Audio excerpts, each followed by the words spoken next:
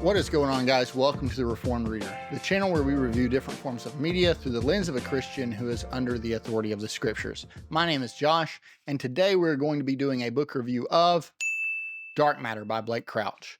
Now, before we jump into the review, let's go over what is this book about. Are you happy with your life? Those are the last words Jason Dessen hears before the kidnapper knocks him unconscious. Before he awakens to find himself strapped to a gurney, surrounded by strangers in hazmat suits. Before a man he's never met smiles down at him and says, "Welcome back, my friend."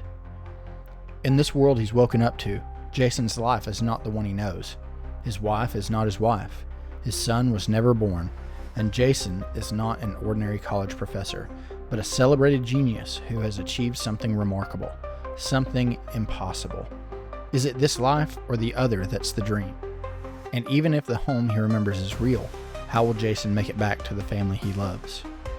From the best-selling author Blake Crouch, Dark Matter is a mind-bending thriller about choices, paths not taken, and how far we'll go to claim the lives that we dream of.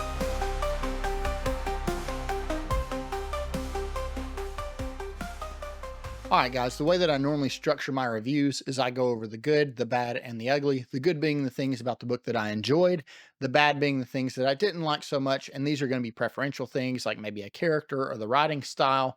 And then I go over the ugly, which is what could be some sin that is steeped into the work that might hold a Christian back from picking it up. So let's jump right in and go over the good. What were some things that I enjoyed about this book? Almost everything. This book was awesome. Now, I think unfortunately I started out with Blake Crouch's strongest book. This book was so cool. To give you kind of an overview of what's going on here, Jason Dessen is kidnapped and thrown into a different dimension where there was a proverbial fork in Jason's life where he made a choice that changed the course of his life. And now he is thrust into a dimension where he had made the opposite choice. And he is trying to figure out how to get back home. And so this really asks the question, what if? And he does it so masterfully. I mean, he is able to explore the road not taken in such a way that it really has your mind just working. The best way that I can describe this is, have you ever sat around and wondered, what if? What if I would have made this career choice? What if I would have dated this person rather than the person that I ended up marrying? What if I had actually moved out of state rather than staying here? What if I never went to college? This book answers all of those questions, and it does so in just a perfect, succinct way.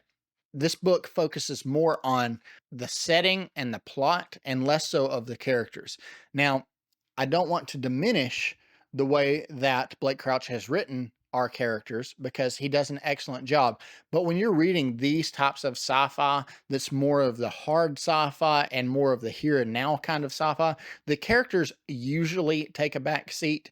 And I will say they do here a little bit, and this book is more about the concept, but Blake Crouch still does an excellent job of his character work, because I don't care about your characters, I really don't care about your book all that much. And so he does a great job of making our characters relatable. And I think that's the most important part with Blake Crouch's books, is he's able to make his characters relatable to the reader. And so that way, while he doesn't have to go in a lot of depth with his character work, we are able to empathize with the characters because of certain similarities and being able to relate to them in that way. So he does an excellent job there. But then he really dives deep into the concept of interdimensional travel and the road not taken. What did I like about this book? Most things. I thought the concept was just it just blew me away. I've never read a book like this, and I doubt that I will again, that does it so, that executes it so well. The characters were really cool, but then about 75% into the book, every time you think you're gonna be able to stump that this interdimensional travel works, Blake Crouch has an answer for. And he sometimes even gives you an answer to questions that you didn't know to ask. So he does an excellent job there. So I can't recommend, if the concept sounds cool to you, I think you're really going to love and enjoy this book. So this leads me to the bad. What were some things that I didn't like about the book? As far as preferential things, there really wasn't much. I don't really think there was much of anything in here that I didn't enjoy. This was a 5-star read for me. And so as far as the bad goes, I would say there's maybe a couple of times where I think we lingered, or maybe he stretched some scenes out unnecessarily, but that is just my opinion. And so I don't want it to detract from the book at all, because I don't think that while I was like, okay, I think we spent a little too much time here, I don't think that that's necessarily going to be the case for everybody. So the bad, I would say very little. But this does lead me into the ugly. Now, what I mean by the ugly again is what could be some sin that is steeped into this book that might hold a Christian back from picking it up.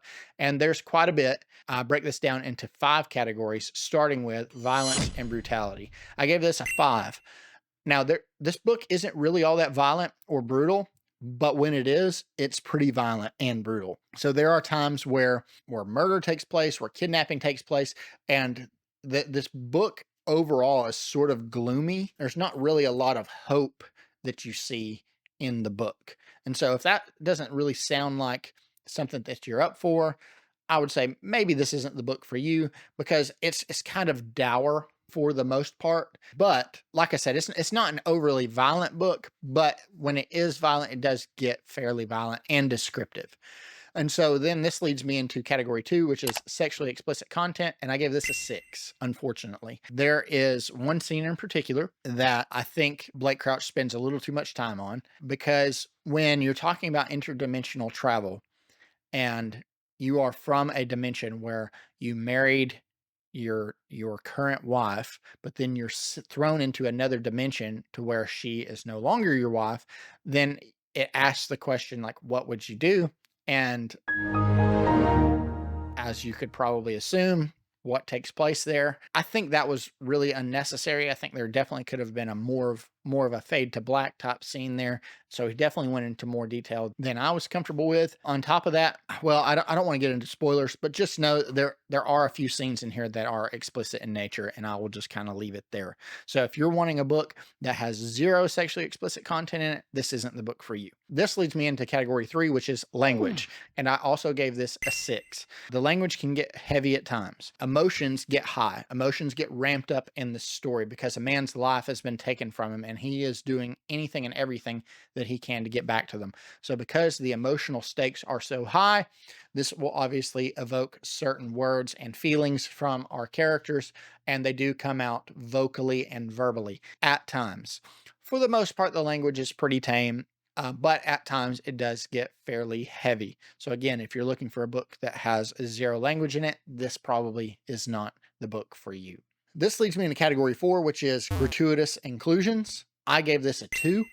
And the reason is because there's not really anything in here. There are a few times where there are some statements made that I think helped maybe check a box for the publisher, or maybe the publisher had recommended that Blake had included these things. I don't think it's anything glaring. As a matter of fact, I think most people will never even notice anything like that. But just know there are a couple of little instances or mentions or nods to some gratuitous inclusion in here. But again, nothing that I think is going to keep somebody from reading it. It might with you, but it didn't for me.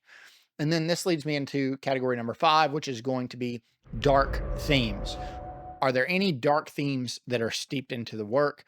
And I would say I gave this like a 2. And the reason is because there are some heavy themes here. There's a lot of psychological issues that are going on that somebody's having to wrestle with. But overall, it's more philosophical and psychological themes that are kind of heavy, rather than there being anything that is spiritual in nature. So I would say I don't think there's anything in here that's going to hold somebody back as far as the dark themes go from picking the book up or causing them to put it down.